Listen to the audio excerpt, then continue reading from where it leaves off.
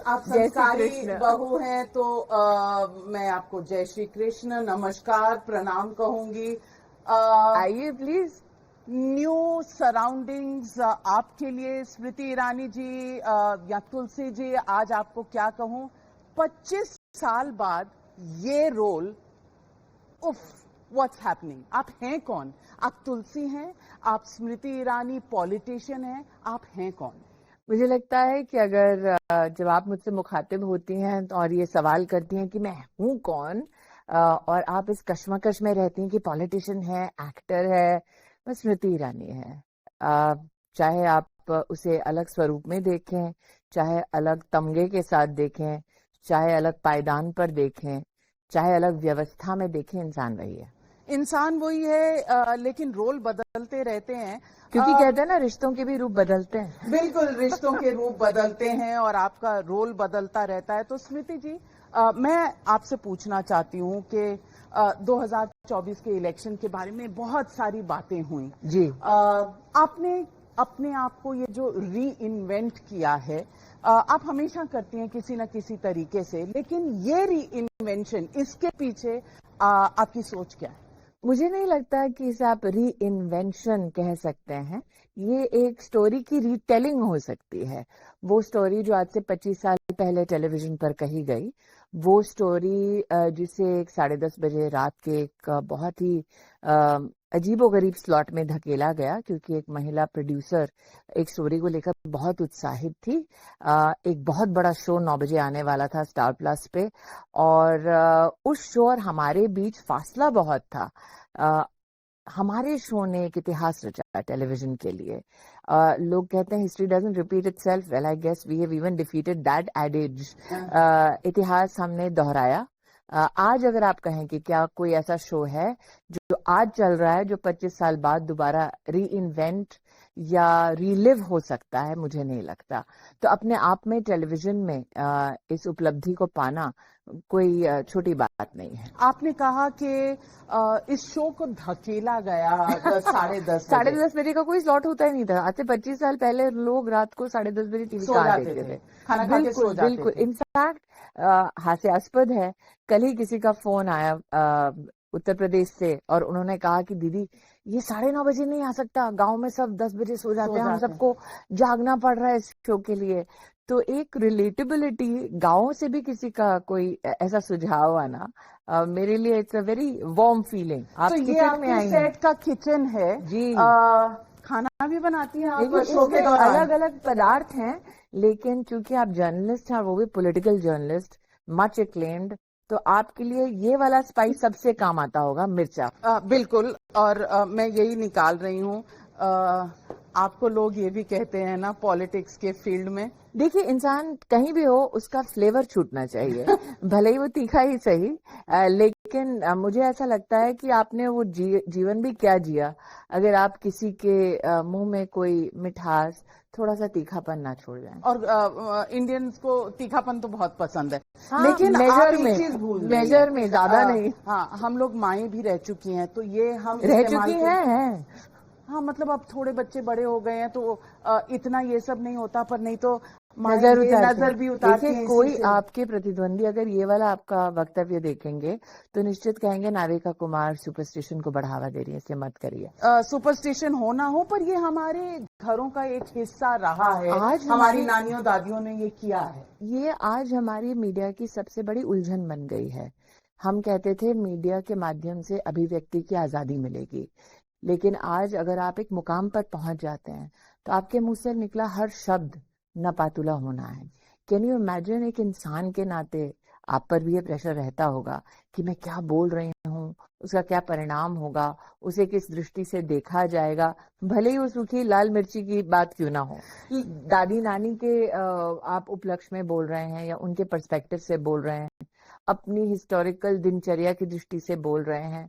कई लोग आपको देखें और कहेंगे नहीं, आप एडिटर हैं, इतने विख्यात जर्नलिस्ट हैं, आपको ये बोलना नहीं चाहिए।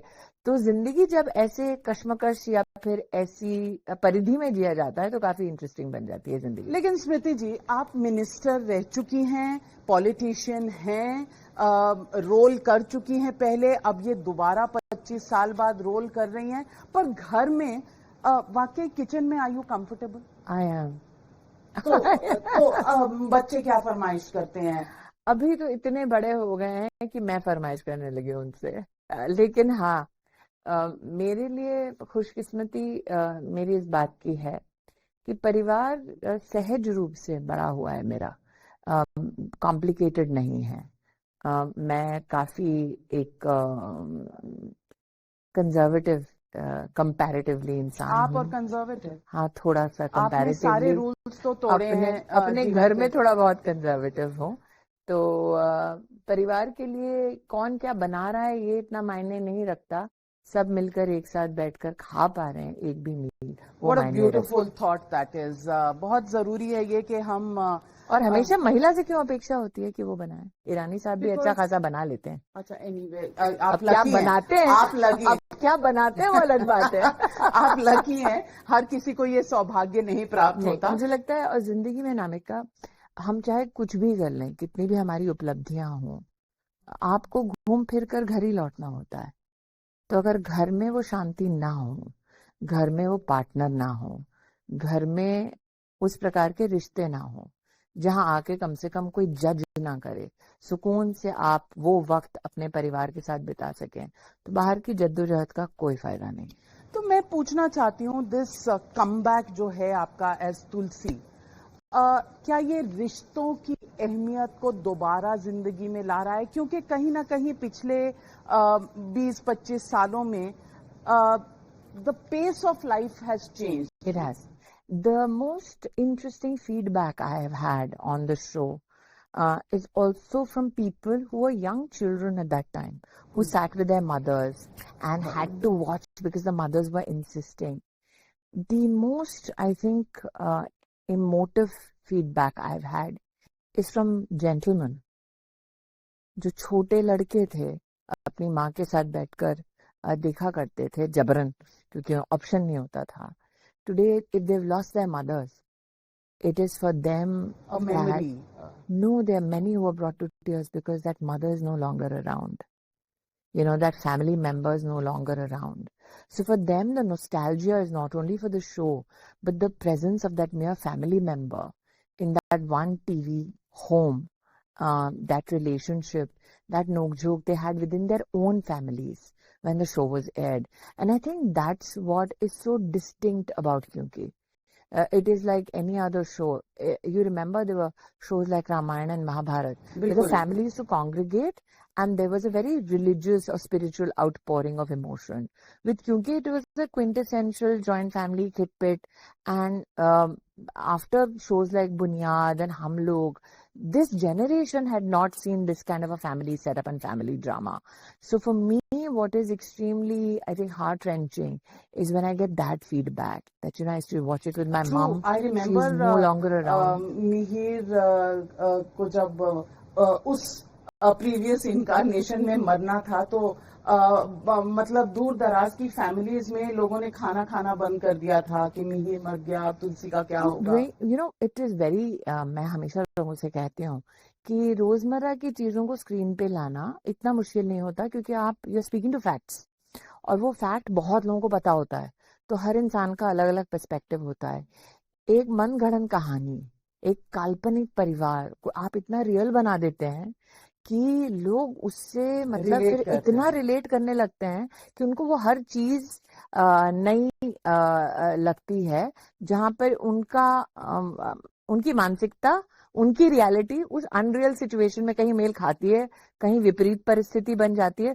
So it's a very interesting, you know, psychological outcome that the show gives us. वो जो दीवार है जहां पूरे परिवार की तस्वीरें हैं, बा को तो कोई नहीं भूल सुधा सकता। Shivpuri ji is no longer amongst us, यस। but a very acclaimed actor.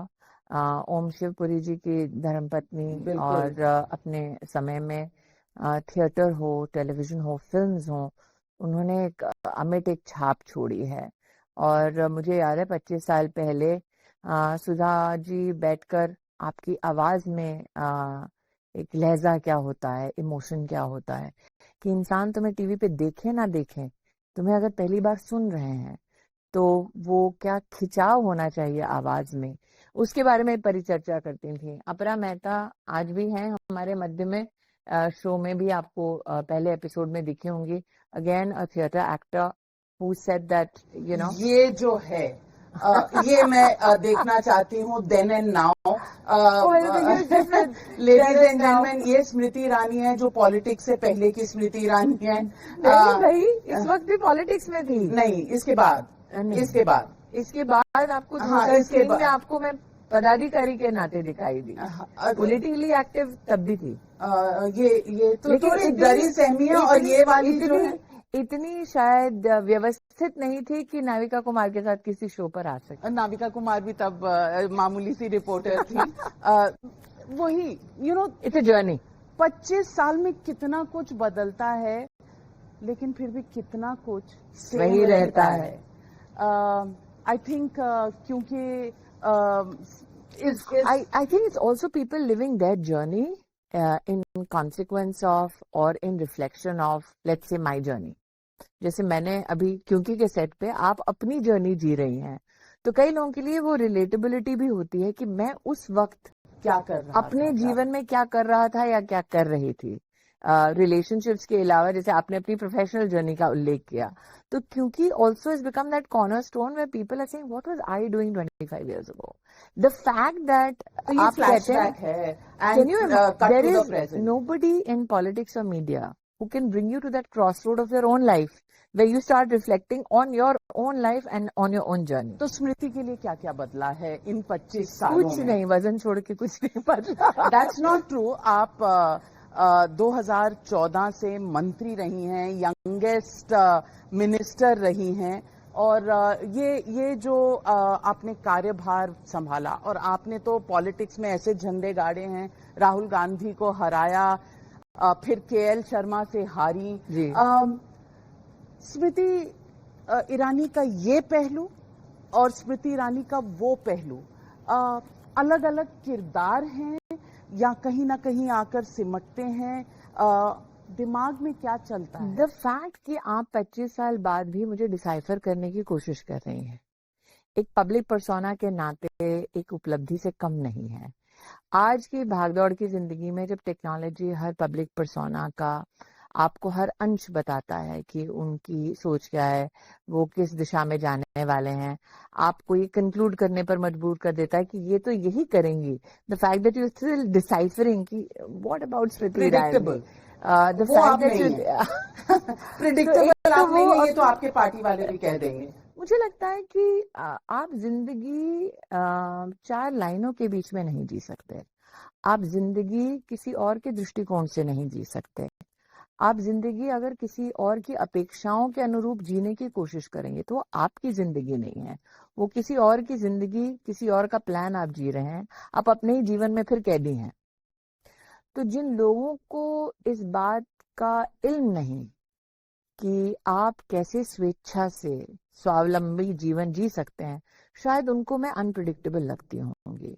जिन लोगों को आदत नहीं कि कुछ लोग हैं धरती पर जो दुआ सलाम नहीं करते, जो मक्खन नहीं लगाते, जिनका जीवन मात्र इस केंद्र बिंदु पर नहीं चलता। आपकी पार्टी में मक्खन लगाना पड़ता क्या है? सोचते हैं? मैंने मेरी पार्टी का उल्लेख नहीं किया। जिन जिन लोगों ने मुझे अनप्रिडिक्टेबल कहा होगा आपसे, वो निश्चित रूप से उस प्रकार की परिधि में जीते होंगे जिनकी एक्सपेक्टेशन ये होती होगी कि ये किया आपने तो जीवन भर यही करते रहेंगे। मेरी पार्टी, मेरा लीडरशिप भली भांति जानता है कि मुझे जब जब जिम्मेदारियां दी जाती हैं, मैं उन जिम्मेदारियों पर खरी उतरती हूँ। तो मेरी लीडरशिप से आपने कभी ये सुना नहीं होगा। तो आपने जब ये, क्योंकि मेरी लीडरशिप ने नाविका जी मुझे हर कदम पर परखा है और मैंने अपनी लीडरशिप को कभी मायूस नहीं किया। मेरी लीडरशिप ने मुझे मुश्किल परिस्थितियों में भी झोंका है और मैंने वहां भी अपने लीडरशिप का झंडा बुलंद रखा है। तो ये कभी भी मेरे किसी लीडर से और परिपक्व व्यक्ति से आपने नहीं सुना होगा, ये किसी कंटैंकरस व्यक्ति से सुना होगा। और ये ठीक भी है फिर, क्योंकि एक परिपक्व व्यक्ति इस निष्कर्ष पर नहीं पहुंचता। कंटैंकरस लोग जिनको आदत होती है कि सब प्रिडिक्टेबल और बोरिंग हो, उनका ये पर्सपेक्टिव हो सकता है। ये तो आई थिंक आपको जो भी थोड़ा सा जानता हो या ज्यादा जानता हो, वो आपको बोरिंग तो नहीं कहेगा, बिकॉज हर चीज आपकी एक्साइटिंग और एक हमेशा ही तो जैसे जिंदगी है, अगर वो जिंदगी भी भरपूर ना जिए तो जिंदगी किस काम की। तो इतना सस्पेंस।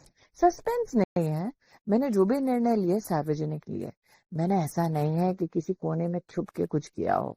तो मैंने ये जो सार्वजनिक सार्वजनिक तुलसी आप दोबारा बनी है, हाँ क्योंकि जी। बहुत कम लोग पॉलिटिकल करियर के बाद वापस ऐसा कमबैक करते हैं। शायद वो इतने अश्योर्ड नहीं है, मैं बहुत ही सेल्फ अश्योर्ड हूँ। मैंने पर पॉलिटिक्स आपने अपने में लीडरशिप अपना, से बात की थी?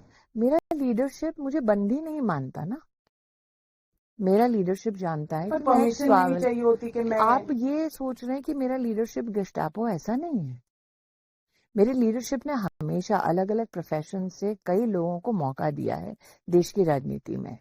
मैं हेमा प्रोफेशनली मालिनी, धर्मेंद्र जी, रविशंकर सनी प्रसाद देओल जी, जी। नहीं, रविशंकर प्रसाद जी वकील हैं। हमारी पार्टी में कई नेता ऐसे भी हैं जो टीचर्स हैं, कई नेता ऐसे हैं जो प्रोफेसर्स हैं, कई नेता ऐसा हैं जो सीएस हैं, सीएस हैं, आईटी सेक्टर से हैं। तो सिर्फ एक्टर्स हैं ऐसा नहीं है। इशू ये है कि आप चाहे किसी भी फील्ड में हो, जब आपको राजनीतिक जिम्मेदारी दी जाती है तो क्या आप उस आउटकम, उस परिणाम तक पहुंचते हैं कि नहीं पहुंचते। फर्क यह है कि रविशंकर जी जैसे कोर्ट में हाजिर होते हैं वकील के नाते, तो वो आर्कलाइट्स में दिखते नहीं है। मैं एक्टर हूं तो मैं दिख जाती हूँ। फर्क यह है कि अगर कोई सीए है मेरी पार्टी में तो उसकी प्रैक्टिस आपको टेलीविजन पे दिखेगी नहीं।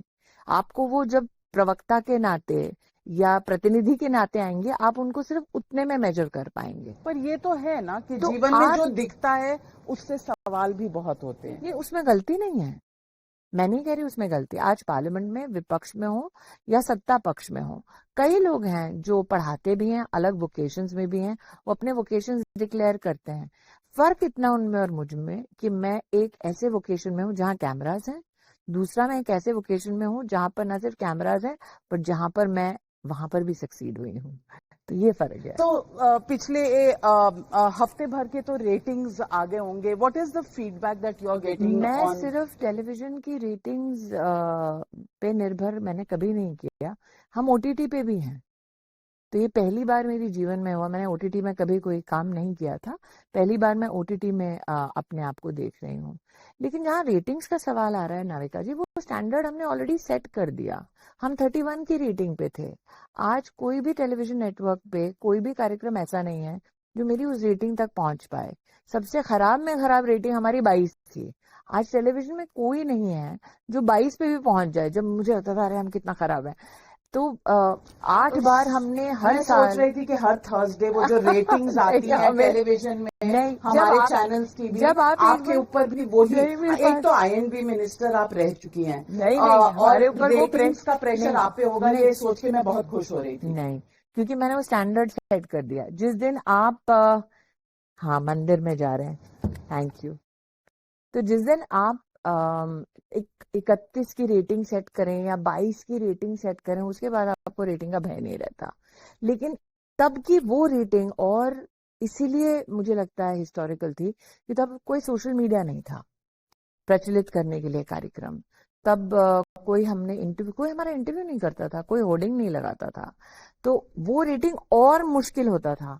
तब हमने 8 साल सतत सारे अवार्ड्स जीते, इंडियन टेलीविजन एकेडमी का हो, इंडियन टेली अवार्ड्स हो। ये बिल्कुल असली घंटी। और ये श्री कृष्ण जी तो मैंने ठाकुर जी आपके घर पर भी शायद देखा है मैंने। आप नाथद्वारा में है, विराजते हैं। आप कृष्ण भक्त हैं? मैं हूँ। It is I think it's a very ऐसा संयोग है कि जिस घर में मैं पहली बार बम्बई आई, और उस घर का नाम, उस बिल्डिंग का नाम शांति निकेतन था। इस घर का नाम, जो काल्पनिक सीरियल है, वो भी शांति निकेतन है। वर्तमान में दिल्ली में मैं जहाँ रहती हूँ वो भी शांति निकेतन है। ओके। तो ये पहले से था या नहीं, अब पहले से कैसे होगा? नहीं, ये सेट, अच्छा, ये तुलसी के समय से शांति निकेतन हाँ, ये तुलसी के समय से शांति निकेतन है। और मैं जहाँ दिल्ली में, मुझे कहाँ पता था कि 24 का ये परिणाम होगा, मैं दिल्ली में शांति निकेतन में रहूंगी। इनफैक्ट एकता कपूर के प्रोडक्शन हाउस के लिए बड़ा अजीब था, आप शांति निकेतन में रहते हो? मैंने कहा हाँ। भगवान वो रास्ते बनाता है और कैसे रास्ते बनाता है। प्लान, एक स्क्रिप्ट राइटर वो हैं और कोई मेरे जीवन में वही स्क्रिप्ट राइटर हैं। देखिए, मैं जिन परिस्थितियों से आती हूँ वहां पर कोई कैबिनेट मिनिस्टर तो क्या, एमपी तो क्या, एमएलए तो क्या, पार्षद भी नहीं बनता। मैं जिन परिस्थितियों से आती हूँ वहां पर ये साड़ी, ये गहना पहनना, इतना किसी का बजट नहीं होता। मैं जिन परिस्थितियों से आती हूँ वहां पर एक घर होना दिल्ली में वो संभव नहीं होता। मैं जिन परिस्थितियों से आती हूँ वहां पर देश के प्रधानमंत्री, राष्ट्रपति, गृह मंत्री, देश के रक्षा मंत्री, इनको जानना, इनसे बात करना तो दूर, उनके साथ में खड़े होकर फोटो लेने की भी औकात नहीं होती। तो मुझे लगता है कि जेन्युइनली प्रभु की अगर असीम कृपा नहीं होती तो मैं यहाँ नहीं होती। आपने इतनी पॉलिटिक्स देखी है, संभव नहीं था 2019 का चुनाव अमेठी से जीतना, क्योंकि वो अनविनेबल सीट है। वहां पर दिग्गजों की जमानतें जब्त हुई हैं, मेरी कभी जमानत जब्त नहीं हुई वहां पे। शरद यादव वहां से लड़े हैं, आई थिंक काशीराम जी भी शायद लड़े हैं, मेनका गांधी लड़ी हैं। लोगों की, दिग्गज नेताओं की जमानतें जहां से जब्त हो, वहां पे जीतना वो भगवान के अलावा और कोई संभव नहीं करा सकता। लेकिन 2024 की हार, 14 में भी हार हुई थी, बट जीत के हारना, आगे आगे जीतने वालों को तो बाजीगर कहते हैं, लेकिन जीत के हारने नहीं, वाले लेकिन को क्या कहते हैं? जीत के बाद हारना। और मैं हमेशा कहती हूँ कि किस्मत सिर्फ जीत नहीं लिखती, कई बार हार लिखती है। मैं 2004 में भी हारी थी दिल्ली में। जी। आप सोचिए, मैं कपिल सिब्बल के खिलाफ चुनाव लड़ी थी 2004 में। अगर 2004 का चुनाव जीतती तो क्या 14 में अमेठी लड़ती? Good question. No no, it's a fact, it's a fact. नहीं लड़ती, because life would have been different. 2004 में मैं जीतती, मेरी पार्टी सत्ता में नहीं थी। आप सोचिए, मैं विपक्ष की नेता रहती, क्या हाल होता। और 2004 में जब अगर जीत जाती तो फिर तुलसी का क्या होता? तो तुलसी का क्या होता? हाँ, ये होता तो वो होता, फिर वो होता तो ये होता। तो क्या लेकिन पता आज से 5 साल बाद आप कहती अरे 24 में नहीं हारती तो ये नहीं करती, क्या पता आप तब इंटरव्यू करने आए। तो आप 2029 में तुलसी होंगी या वापस वो तो ठाकुर जी जाने, कब कहाँ क्या होंगे वो ठाकुर जी जाने।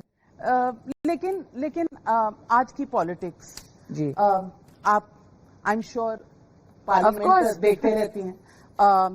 ट्रंप 32 बार क्या कह रहे हैं, 33 बार क्या कह रहे हैं, 34 बार क्या कह रहे हैं। आई थिंक भारत ने कल जो स्टेटमेंट दिया है रशियन ऑयल परचेज के संदर्भ में, वो अपने आप में बहुत सारी भूमिकाओं को दर्शाता है। बहुत ही मेजर्ड स्टेटमेंट है भारत का। मैंने हमेशा मंत्री के नाते भी कहा है कि इंटरनल सिक्योरिटी पे एमएचए और जियोपॉलिटिकल पोजीशंस जो हिंदुस्तान की हैं उस पे एमईए को ही बोलना चाहिए। लेकिन नागरिक के नाते मुझे लगता है, आप अगर कहते हैं कि आप चौथी सबसे बड़ी अर्थव्यवस्था बन चुके हैं, आपके देश के प्रधानमंत्री बार बार इस बात का उल्लेख करते हैं कि हम तीसरी, दूसरी, पहली पायदान तक पहुंचना चाहते हैं, ऐसे तो ये स्वाभाविक है कि जियोपॉलिटिकली अब आपको एक नए दृष्टिकोण से देखा जाएगा। ये स्वाभाविक है कि जिन पायदानों पर आप पहुंचना चाहते हैं वहां के लोग नहीं चाहेंगे कि आप बड़ी आसानी से उन उपलब्धियों तक पहुंचे। कल का स्टेटमेंट हर हिंदुस्तानी को पढ़ना चाहिए। लेकिन सवाल उठते हैं, और सवाल ये उठने भी चाहिए, वो संसद का स्वभाव है। संसद बनी ही उसके लिए है कि सवाल उठे और सरकारों का जवाब। बाहर आम आदमी भी पूछता है कि कल तक ट्रंप हमारा बेस्ट फ्रेंड था, आज रोज सुबह होके कुछ क्योंकि सास भी कभी बहू थी, थोड़ा एक सास, क्योंकि ट्रंप भी कभी दोस्त था, इस हाँ, ट्रंप भी कभी दोस्त था। मुझे लगता है कि वो अपने देश के हिसाब से उनको जो स्ट्रैटेजी उनके देश के लिए ठीक लगती है वो कर रहे हैं। हमारे देश के प्रधानमंत्री, हमारे देश की सरकार, हमारे देश की अर्थव्यवस्था या सिक्योरिटी नीड्स के लिए जो दरकार है वो पोजीशंस ले रहे हैं। इंटरनली ट्रांजैक्शनली ट्रेड डील में क्या परिचर्चाएं हो रही हैं वो ना आप जानती है ना मैं जानती हूँ। मुझे लगता है कि नहीं, फूल हार्डी होगा इस प्रकार का स्टेटमेंट देना, just so that I can grab a headline. मुझे लगता है नेगोशिएशंस अपने आप में बहुत समय लगाती हैं। मुझे ये भी लगता है कि बहुत स्पेकुलेशन है एग्रीकल्चर और डेयरी सेक्टर को लेकर। हिंदुस्तान ने इस वक्त तक जो पोजीशन ली है बहुत ही मेजर्ड, बहुत ही कॉम्प्रिहेंसिव पोजीशंस ली हैं। किसी गॉसिप में एडमिनिस्ट्रेटिवली पॉलिटिकली इंडल्ज करने से आप भारत की ही पॉसिबिलिटीज को, क्योंकि मैं जानती हूँ कि I am a politically not a naive voice but a politically balanced measured voice which is heard not only in my country but I also have resonance across certain geographies. Understanding that one should not speculate to hurt India's chances or to disbalance a narrative. मुझे ऐसा लगता है कि negotiations में विशेष रूप से खींचतान होगी। मात्र भारत नहीं है जिनके साथ नेगोशिएशंस में इस प्रकार का पॉस्चरिंग यूएसए कर रहा है, बाकी देशों पर भी ये पॉस्चरिंग हो चुकी है। बाकी देशों में पॉस्चरिंग के टैरिफ के क्या परिणाम रहे हैं, किस मेजर से किस मेजर तक पहुंचा है, या चीन के परिप्रेक्ष्य में भी किस प्रकार की पॉस्चरिंग रही है और चीन के साथ वर्तमान में यूएस का क्या ट्रेड रिलेशनशिप है, वो डेली उसके ऊपर चर्चाएं होती हैं, ग्लोबली भी, हमारे देश में भी। अंततः सरकार निश्चित रूप से, और मोदी है तो मुमकिन है भाई, he will never compromise on India's stature, on India's trade needs और सिक्योरिटी नीड्स। इतना तो हर भारतीय अश्योर्ड है। स्टेटमेंट भारत जो भी दे, लेकिन पार्लियामेंट जब चल रही होती है और आप राहुल गांधी को सुने तो आपको कहीं भी एक कन्विक्शन नहीं होती कि आप अपनी ऑपोजिशन को समझा पा रहे हैं। तो अगर आप ऑपोजिशन को नहीं समझा पा रहे तो देश को कैसे समझाएंगे? ऑपोजिशन स्वभाव से ही समझना नहीं चाहता है, इसीलिए तो ऑपोजिशन है। अगर आपकी अपेक्षा है कि सरकार कोई तथ्य को प्रस्तुत करेगी और ऑपोजिशन उसको स्वीकार करके शांत हो जाएगा, तो वो ऑपोजिशन नहीं है ना। ऑपोजिशन ने एक स्वभाव बना लिया है कि सरकार कुछ भी करे, सरकार कुछ भी कहे, उनको नकारना है। जहां तक कि देश का सवाल है, मुझे लगता है देश कन्विंस है, तभी तो बार बार मोदी को प्रधानमंत्री बना रहा है। लेकिन देश कन्विंस नहीं होता तो नरेंद्र मोदी को प्रधानमंत्री नहीं बनाते। लेकिन सवाल तो उठते हैं कि अगर वोटर रोल डिवीजन है तो नाविका जी, एक इवॉल्विंग डेमोक्रेसी में जहां पॉपुलेशन आपकी बढ़ रही है, जहां रोजमर्रा की जिंदगी में नए सवाल, नई चुनौतियां, वहां पर नए समाधान सरकार लाती है। तो ये कहना कि हम एक यूटोपियन स्टेज पे हैं जहां सबका समाधान हो गया है, कोई सवाल खड़े नहीं होंगे, ये खुशफहमी से कम नहीं है। जहां तक कि एसआईआर की आप बात कर रहे हैं, तो इलेक्शन कमीशन जो प्रोसेस कर रहा है वो क्या कर रहा है कि फर्जीवाड़ ना हो। करेक्ट? अब फर्जीवाड़ ना हो, क्या ये सिर्फ भारतीय जनता पार्टी का एक लक्ष्य है? लेकिन राहुल गांधी कहते हैं उनके पास एक एटम बॉम्ब है। वो तो कब से एटम बॉम्ब लेकर घूम रहे हैं, फट नहीं रहा है ना। फट रहा है कहाँ? 2024 में वो मेजॉरिटी। प्रधानमंत्री कौन है? फटा होता प्रधानमंत्री कोई और होता ना। कल कोर्ट में कैन यू इमेजिन कि बार बार आपसे कह रहे हैं मैं विस्फोट कर दूंगा, कंस्ट्रक्टिव कुछ नहीं कह रहे। क्या आपकी नेगेटिव पॉलिटिक्स एक दशक, ऑलमोस्ट 1.5 दशक, जब आपको फलस्वरूप राष्ट्र को कुछ दे नहीं रही है, तो आप मुझे आज 1 दशक बाद भी उनके उसी स्वभाव के बारे में सवाल कर रहे हैं? आपका सवाल नहीं बदला क्योंकि उनका स्वभाव नहीं बदला है। आपका आउटलुक बदला है। मेरा आउटलुक कैसे बदलेगा जब आउटकम नहीं बदल रहा? तो अगर मैं आपसे पूछूं राहुल गांधी, तो आपके दिमाग में क्या आता है? कुछ नहीं। कुछ नहीं कैसे हो सकता है? कैसे आए? आप मुझे कोई ठोस मुद्दा दीजिए ना जिस पर उनका उनका कोई। Rahul Gandhi stand for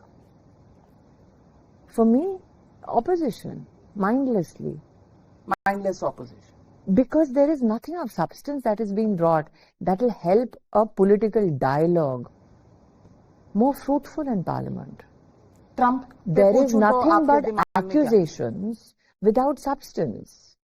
It is about a personal war that is being waged against the prime minister.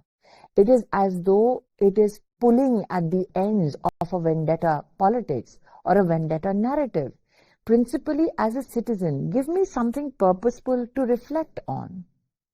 There have been times in Parliament where both the opposition and the government of the day have indulged in conversation which have been very, very fruitful for larger citizens of this country. Today, when I have the Prime Minister speak, I've had the opposition disallowing free speech by the Prime Minister. Why? Because for them, what is of substance is the noise that they can surround him with. So for me, if you want me to reflect on Rahul Gandhi or the opposition, give me something purposeful to reflect on. So, if I mention the word Trump, what comes to your mind? Well, for you to presume that the President of the United States of America is to be limited to a one-word description would be to deny the reality of geopolitics today. We are not living in a silo. We are living as a part of a larger geopolitical narrative where the US is in heavy debt, where the US is reimagining its own trade policy, where the US is reimagining its own geopolitical purpose, where the European Union vis-à-vis the US, where the Russia-Ukraine conflict vis-à-vis how it was played out when the presidency began as compared to where it stands today, it evolves every second day. So for me as an Indian, especially who is a part of the Bharatiya Janata Party, who has served in the cabinet with Prime Minister Modi, how irresponsible would it be if I give you certain adjectives which will sound very pleasant for the domestic audience, but may become unpleasant for negotiators on the table right now? But where does this leave India? The daily It rant. leaves India in safe hands of Narendra Modi. Please be assured of it. What do you This think? is not a Prime Minister who is in some way dented by daily proclamations. This is a very, very experienced statesperson, a very, very experienced administrator, politician, who knows exactly what the country needs, who knows exactly at what crossroads we are at geopolitically, who knows exactly what is needed for not only domestic consumption, not only domestic economy, but also what India can deliver for the world. We have proven our case time and again. Operation Sindoor. A huge success.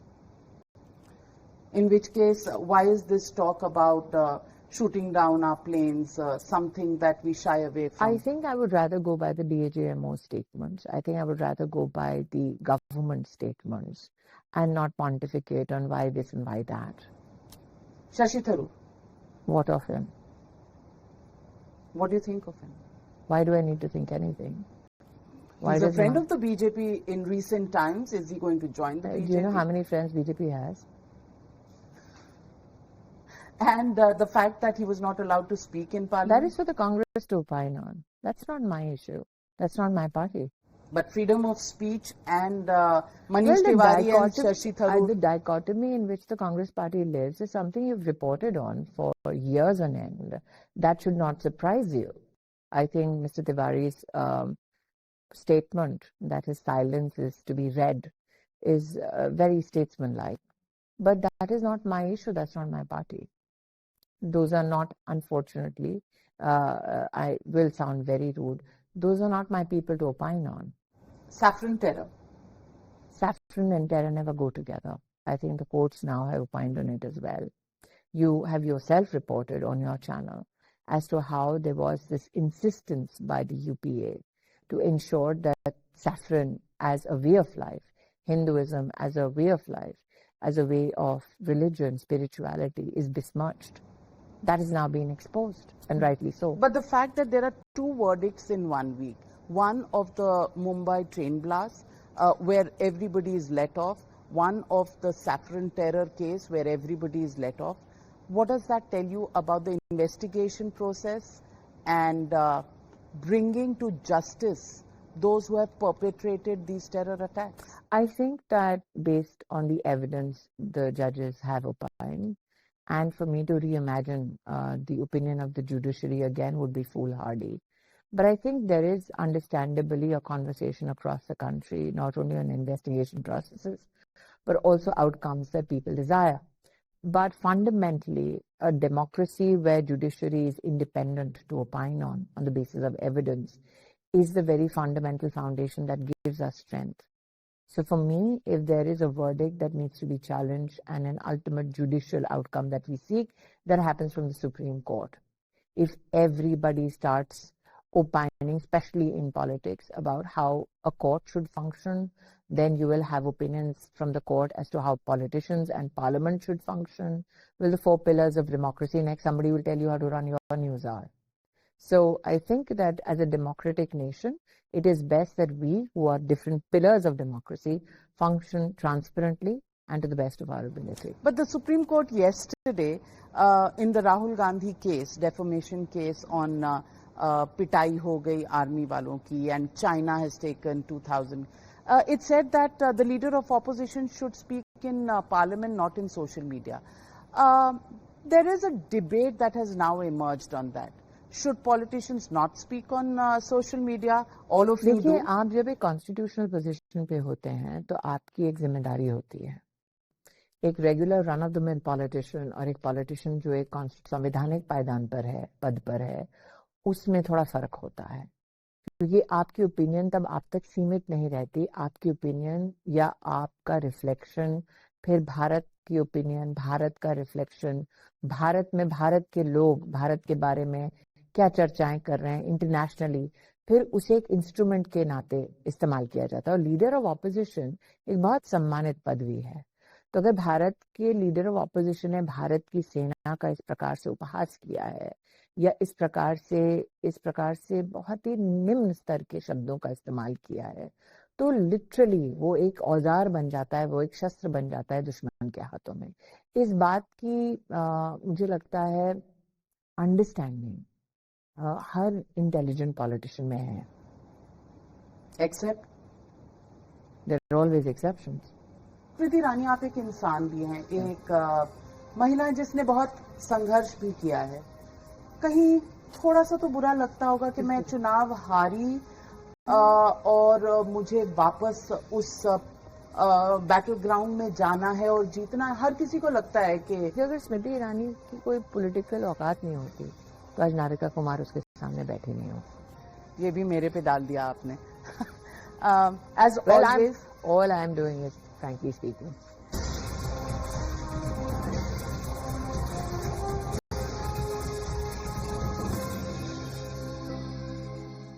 Smriti Irani ji, this was a very surreal interview. A very surreal interview. We just seamlessly went from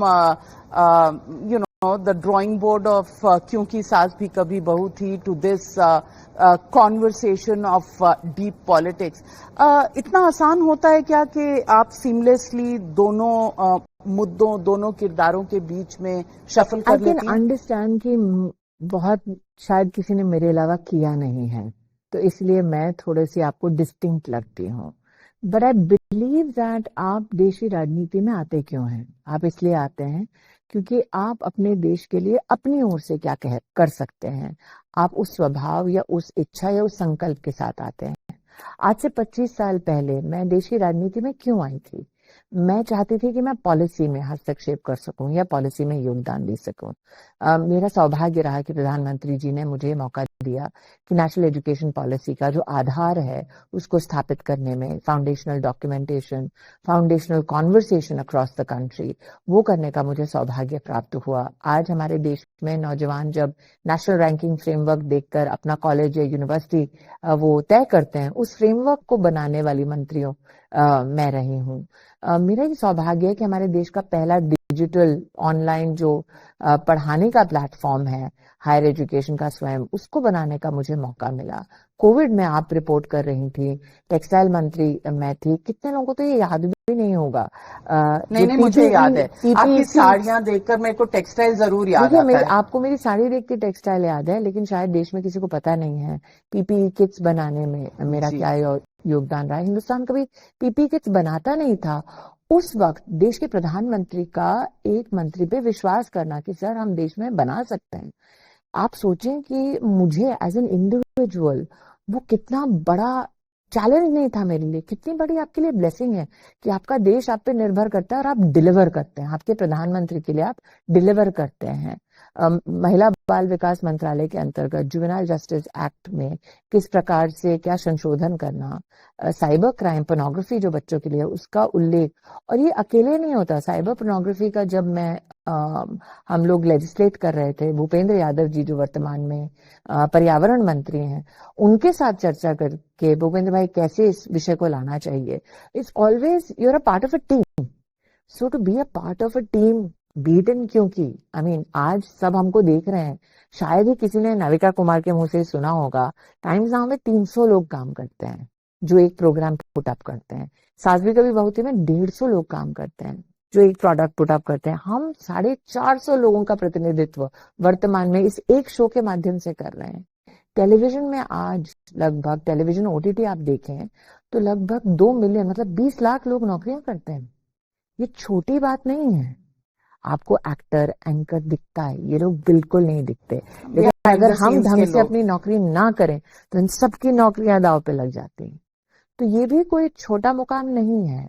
आप अगर news our की popularity maintain करके ना रखें तो सिर्फ आप नहीं, 300 लोग सड़क पर होंगे. तो मुझे लगता है ये जिम्मेदारी है.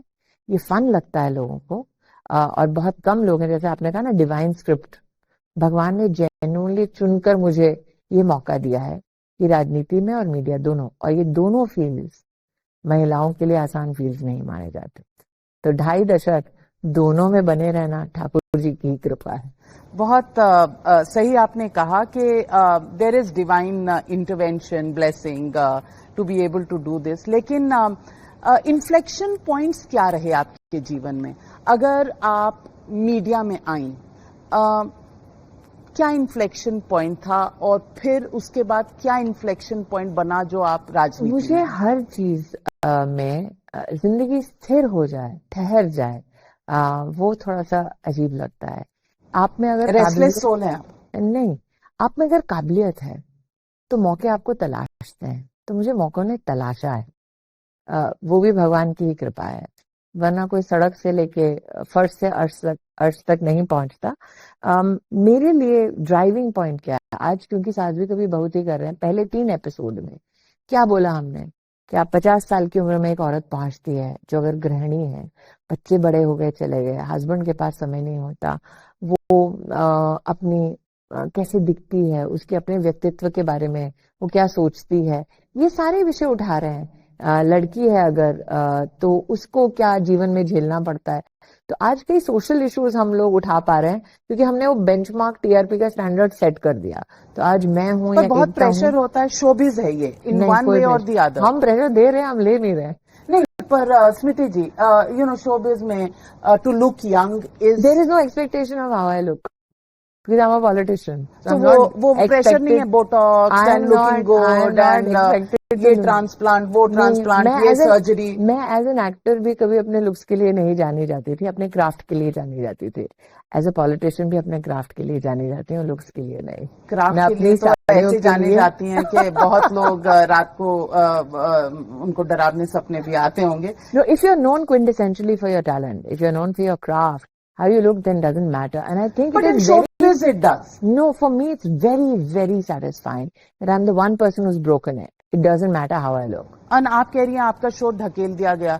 बॉलीवुड मीडिया इन मुंबई, एकता कपूर जो प्रोड्यूसर हैं जिनका ये 25 साल पहले, पर वो नेपो किड है. नहीं, नेपो किड होती तो उसको खुद स्टार बना के, नहीं नेपो किड होती तो इस बात की कोई आप इसको झुटला नहीं सकते कि वो जितेंद्र की सुपुत्री हैं. नेपो किड होती तो खुद स्टार होती. नेपो किड होती तो सिर्फ फिल्में कर रही होती. नेपो किड आके टेलीविजन में धक्के खा के जलील होके छोटा सा कार्यक्रम लेके नहीं जाता. तो हम जैसे लोग जो सामान्य परिवारों से हैं वो संघर्ष कर सकते हैं टेलीविजन का. टेलीविजन को तब भी इस दृष्टिकोण से नहीं, छोटा स्क्रीन बोलते थे. आज ओटीटी को बाप मानते हैं मीडिया का. तो टेलीविजन हमेशा वो क्या कहते हैं अंडरडॉग रहा है. एंड मैंने हमेशा नाविका अंडरडॉग्स की कहानियों में अंडरडॉग को जीतते देखा है. बिल्कुल, अंडरडॉग्स की रेस ही अलग होती है. मोदी भी तो अंडरडॉग थे. निश्चित. और एक पैराडाइम उन्होंने चेंज किया है इस देश में कि जो लोग स्मॉल टाउन्स, छोटे परिवारों से आते हैं, आज उन्होंने हम भी कभी छोटे परिवार छोटे शहर से थे, तो हाँ, तो हमें मतलब ऐसा लगता है कि हमें भी बड़े सपने देखने का हक है. More than sapne, I think what he has managed to shift in terms of narrative in the country is that if you have the talent, if you can work hard, if you can deliver, then you can make it. And I think that's the best outcome of his leadership. Even if somebody tells me to judge my own journey, if somebody watches me, what is it that I want to convey to them?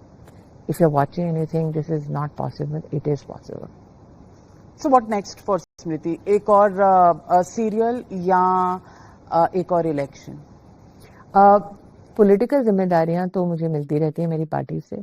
आज आप यहाँ हैं, कल मैं दिल्ली में हूँ, तो मुझे नहीं पता मेरी पार्टी मुझे क्या क्या रिस्पॉन्सिबिलिटीज या क्या क्या काम आगे देने वाली है. सब भूल जाते हैं कि 2004 और 2014 के बीच में भी जब मेरी पार्टी विपक्ष में थी, तब भी मैं सीरियल कर रही थी. आज फर्क यह है कि मेरी पार्टी सत्ता में है, तो लोगों को थोड़ा अटपटा लगता है. बिल्कुल अटपटा लगता है, और ये है भी. लेकिन आप एक जगह रह चुके हों और उसके बाद याद होगा 2014 में जब आपने एडिटोरियल मेरा इंटरव्यू किया था, तब लोग ये पूछते थे, अरे इस एक्टर को एचआरडी मंत्री क्यों बना दिया. आज कम से कम इस मुकाम पे आपको लेकर आई हूँ कि आप पूछें, Smriti Irani politician, what's next for you. So the fact that I could take you from that journey to that curve in 1 decade. पर स्मृति ईरानी, आप एक इंसान भी हैं, एक महिला जिसने बहुत संघर्ष भी किया है.